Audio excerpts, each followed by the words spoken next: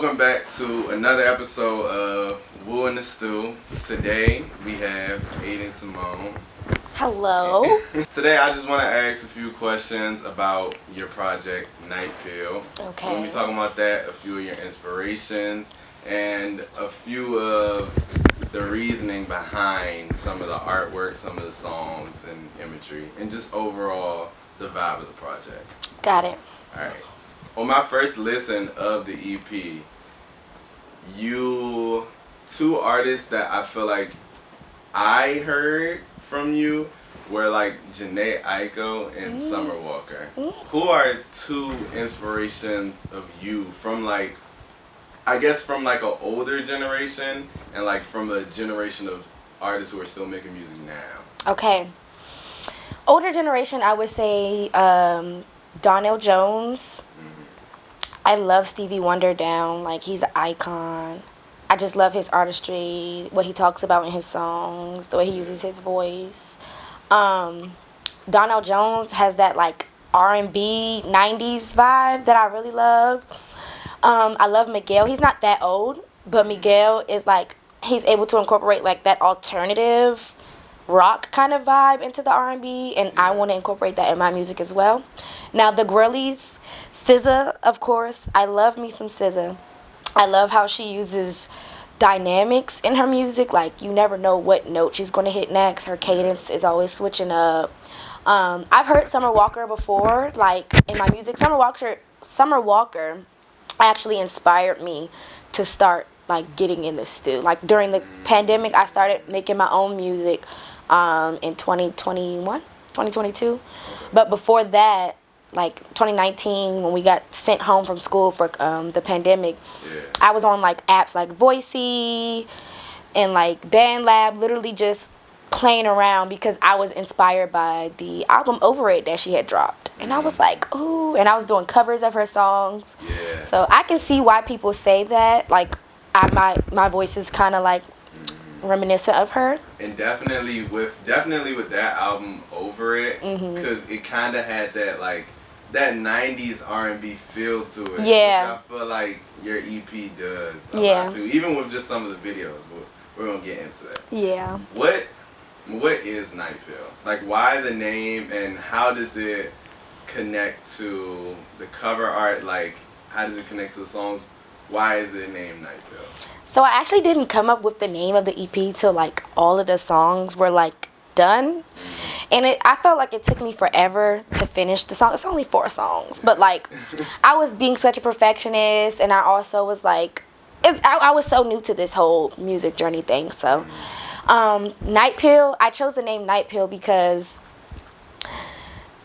when I listen to those songs, well, let me get my thought together. Let me get my answer together.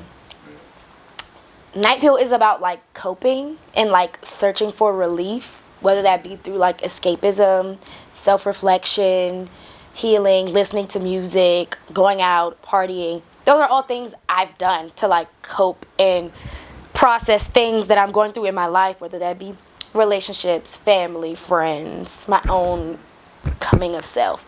So that's why I chose the name Night Pill, because I feel like the EP was like a little night pill, like something to consume and take that might give you a little bit of relief, whether it be longevity relief, like a pill that you take over time, or if it's just an ecstasy pill or like an ADHD pill or whatever. I have ADHD.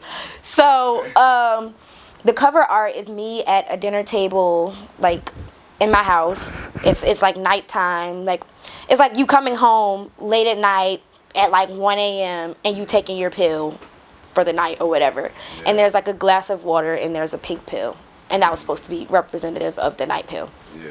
So hopefully that answers your question. So it's kind of like, I guess, like a way just to cope. Something you use to just cope with like life experience. Yes, and it was something speaking to more so how I coped as well with those life experiences, and if it helps other people cope listening to it, great.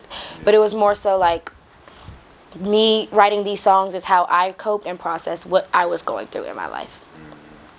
My favorite song from the project is Know Me. You really like Know Me?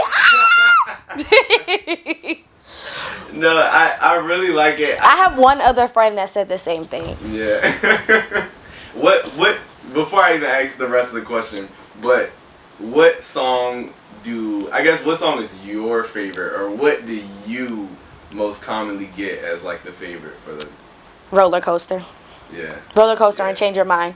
Change Your Mind because that was the first song I ever dropped. So like most people know that as my song, but Roller Coaster, I feel like more people like. Yeah, but I like Roller Coaster just because of like the production, like the way it's like if somebody else made that song, I would really like that song. Yeah. Not just because it's my song. I just like the song. Yeah, no, and that's such a cool thing because it's like getting to make the music that you want to hear, like regardless of if you made it or not. Yes. But so I was gonna say, Know Me is my favorite song. What are some of the experiences or things you went through, like things you were thinking about when you wrote that song? Because I know one line that stands out was like taking off my mask. And yeah, what were you going through when you were writing that, or what is that about? You know. I was dating at the time, and I feel like sometimes when I date, I hit a wall with people because I like to go deep. I go deep with myself. Like, I'm very introspective. Like, I go deep. I like to figure out everything that makes me me. The nasty parts, the ugly parts, the parts that are hidden, the parts that I may not understand.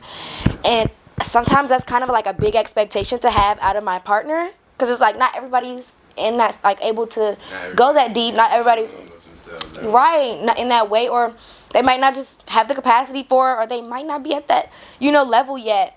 And I feel like in the past I've expected that same level of like depth, and I want that out of my relationship, like my romantic relationships and my friendships and my family relationships. And it kind of like I hit a wall where it's like, you're not letting me go as deep. I'm taking off my mask. Like, I want you to take off your mask too. Like, let's both just be vulnerable and raw and honest and open with each other. And it's like I just had to accept, like, okay, that's not for everybody. One day it will come. But also, not everybody's like me, so I can't really expect that out of everybody.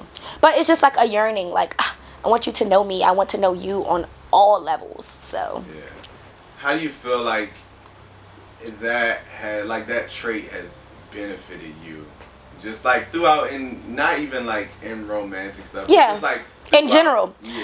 I think it's allowed me to evolve at a accelerated rate, because I'm willing to face certain parts of myself that some people might like avoid or shy away from because it's scary and it's like daunting, and it's like I don't want to accept that I'm this way because of this, or like I don't want to go that deep, whereas like I'm like, yes, let's go deep, let's figure this out. I will be depressed, I will be sad, I will be upset, but I'll be figuring it out, and then I will come out of it a whole new person. Like, okay, well, now we learn from that, now we can grow, now we're a new person. So I feel like it's like catapulted me to like love myself even more, and like not have shame, like release shame and guilt for certain aspects, where I can like, okay, I love you, me. I love all parts of you. Now let's work on this. Let's be a better person. Let's. Yeah, and I feel like it's definitely like, for some people it probably is scary. It is. It was scary for me. Yeah. It's like identity crushing, like soul, like a whole ego death. Like, wow, I had this whole version of who I thought I was, and then it's like, ooh, I'm looking at my patterns and my shadow, and now it's like, ugh. And it's like sometimes people are afraid that like they could have been the villain in a certain exactly, and I had to realize I was the villain. I wasn't the victim the whole time. Yeah. So, but we're all a villain, I feel like, in some people's story, you know, and we're heroes as well. But we're all human. So definitely. And one thing, just with me being a videographer, we got the video playing in the back for no reason. I did that. I was wondering. I was like, not everybody chooses that as the first one. But I really just like how that was shot. Like that it was kind of like simple. Like it was just like in one location, just different angles, and like the lighting from it, like the shadows coming down on your face and stuff. Just me being a videographer, like I pinpoint. Yeah, you peeped that. Stuff. So it's like, what kind of emotion did you want people to feel like while watching this? Or like what? I guess more so, what was your idea behind it to like try to convey what the song means a little more, if that makes sense? So as far as the creative direction for the video, I collaborated with Donovan. Shout out Donovan, my videographer. He's the one that kind of came up with this idea. He had a whole Pinterest board and was showing me like references, like with that lighting gag. It was shot in my house, in my living room. We just literally got some white sheets, put it over the chair, got some flowers from Amazon, put them on the floor. And we just wanted it to be intimate. It's me by myself. I'm in white. There's white. It's kind of like purity, like intimacy, purity, like just raw, real, like romantic, just intimacy, an intimate vibe, because that's what the song is giving. So. It's definitely.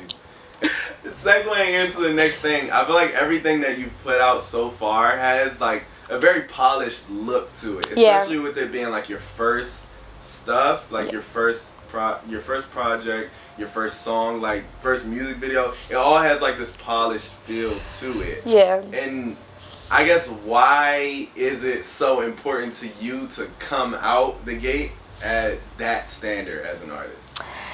I think because I just had a vision of like what I want my artistry to be like I'm kind of a perfectionist. Yeah. So like also the whole way I even got my first music video was crazy. Like it was like a pro bono shoot. Yeah. Like Donovan hit me up and was like, "Do you need a video?" And I'm like, hell yeah, because I had been to his page before and saw the prices. And I was like, that's quality work and it's steep, you know? Like, I ain't got that. But then he was like, he followed me back. He saw my song. He liked the song. So he was like, do you need a video? I'm like, hell yeah. So after that, we just started working together. So it was kind of like he set the bar high because of his quality of cameras and stuff like that. And I just kept working with him because he wanted to keep working with me. So that's kind of how it worked out. Now, I will say it's kind of like, not bittersweet, but like bittersweet because now it's like, I need to keep up with that level and that standard. And it's like, but I'm also learning that it doesn't have to be a full production each time. Like, I need to go get a little camera and start doing my own content so that I can just like keep promoting and pushing my music like you have. And I need to like, it can be simple. I can be in my room. I can be at the station. I can be at one location and just do reels and things like that. So that's kind of like how it got. I guess I wasn't really planning on it being such high quality starting out. I didn't really know what I was going to do. That kind of just fell in my lap. And then it just went from there. Yeah. No, and I'll say that is like one of the cheat codes for an artist, to have like a photographer or videographer that just really like is really cool with them and like really down to work with them. Yeah. Because it's like in this, you know, everything is social media, everything is video. It's like you kind of have to have that video side of things. Yes, like, everything is marketing and branding these days. And it does help that before I even started music, I was into film. So I was writing treatments, because shout out Dub Empire. Yeah. Before the pandemic, I was his producer for his film studio, for his studio. And that's where I learned how to direct on set and like how to write treatments and how to have an eye and like, so I kind of had the eye for it and the vision for it. And then I built my network in the film scene. So then I started being cool with different photographers and videographers. Shout out Nick Golden. Nick, yeah. You know, that's my boy. So he's super tough. His team is super dope. So I plan on working with him again. And yeah. That's pretty much how I got started with that. So back into it. Tell me more about how you started with that production company. Which one? Dub Empire? You said, yeah. Dub Empire. So I started because I went to Morgan State. And I was like, I just finished up like a previous internship, and I wanted to like find another one, but something that was more like creative rather than like business, because my major was marketing. So I came across a video that Dub did, and he did a video for Morgan's Women's Month in March. And I loved the video, and that's when that Drake song was popular. You a real one in a reflection without a follow. And it was so good, and I was like, I'm inspired. And then I hit him up, and I was like, do you need any help with marketing? Like, my major's in marketing. I'm just looking for internships. He's like, I actually need a producer. So I Googled, like, the roles and duties of, like, a film producer. And I was like, oh, I can do that. My delusional self. I was like, hell yeah, I can do that. But I will say, there is some element of fake it till you make it that you have to do in everything. Like, you have to kind of have to balance that. Yeah, that's true. That's how you get to learn how to actually Facts. Exactly. But, yeah. So that's how that happened. He invited me to a set of a short film that he was doing at his house. And I was kind of just like watching things happen and like giving ideas. Yeah. I was just like, oh, well, that would be nice if you did that. Or, oh, you should do this. And he's like, you're directing. Like, you're actually directing right now. I'm like, oh, is this what that is? Yeah. So I kind of had like a natural talent for it. Yeah. And from there, I just was working with him, keep pulling up to shoots. I would help cast. I would help scout locations and do the logistics side of things. And then he taught me how to write treatments. Shout out to him. So then I would like, after, when I was in school, and I told you the story about Summer Walker dropping, and I was on Voicey apps, and then I hit up my boy EXO. Yeah. Shout out EXO. He helped me do Change Your Mind. He helped me do my first songs ever. ADHD was actually the first song I ever recorded. We went to his house, and I hit him up. I was on Instagram, and I was like literally searched up producer, because I was trying to find a studio to go to, and like his name popped up. His name popped up. And it's so crazy because it's like the invisible string theory. Because I had met him already like 2-3 years before at Staples. Because he was working at, sorry, EXO. He was working at Staples. Not to put your business out there. He was working at Staples behind the tech counter, like working on phones. And had broke my phone. I don't know why I got my phone fixed at Staples. But I didn't even know you could. That you could. I don't know if you still can. But then he followed me somehow after that. I was like, how did this guy find my Instagram? He's working on my phone. How did he find that? I guess it just, the AI, I didn't know how it worked back then. Then I found out he went to Towson and I went to Morgan. And he was like cool with my friend Savannah's boyfriend at the time. Okay.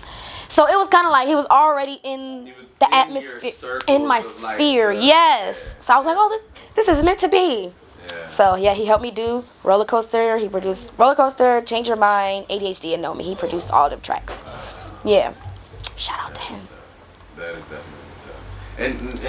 And just like a thing of just your, I guess like your skills that you already had in those spaces, just being kind of like magnets. Sometimes people can see that energy. And just be like, yeah, I want to be a part of this. Like, yeah. And just looking back to see like everything that's come from it, it's like, yeah, definitely crazy. Definitely great decisions on their end to start working with you. Like, yes, I'm so grateful for them. I'm grateful for them all. This is one question I like to ask everybody. Basically, if you weren't doing music at all, what would be an art form that you would want to take up? Film, fashion, and marketing. So my major was already marketing, but I just love art. Period. I used to sew as a kid. Well, not like consistently. I was in this sewing camp, and I've always wanted to like design clothes. I used to like sketch outfits and stuff, and I think that's something that I would get into, like learning how to make my own clothes. I made this jacket. I was about to say. Yes, like learning how to make my own clothes. Social media marketing, like helping other people like create their own brand and figure out how they want to present themselves to the world, and just doing the business side / art side of things. Yeah. And also film production, writing, creative writing, storytelling, things like that. Yeah, no, those are definitely good choices. Oh, And UX UI. I kind of like tech too, but like the art side of tech. So UX UI is basically making the apps look pretty, but like there's a science behind it because it's still marketing. The design of like how when you go into it, exactly. Yeah. It mixes in a little bit of like psychology, art theory, marketing, all that. Also psychology. I'm really into like human behavior. I don't know if I'll be a therapist because that's a lot, but like mixing art and psychology somehow. That's interesting. I wasn't expecting that. That's a good. I told you I like to go deep. That's a good thing. Yeah, look, that's a good thing. If you had to put them in order from favorite to least. I feel like on what scale? Like fun or like interesting or like giving back to the world? I guess what you would just thoroughly enjoy the most, like for thoroughly enjoy the most, probably. That's hard. It's hard because I really am able to answer what is your favorite anything. Like when people ask me what's your favorite movie, what's your favorite food, it's so hard because my mind changes a lot. Right now, I would probably say fashion. Fashion, okay. Or film. Yeah. Probably film because there's so many moving parts. Yeah.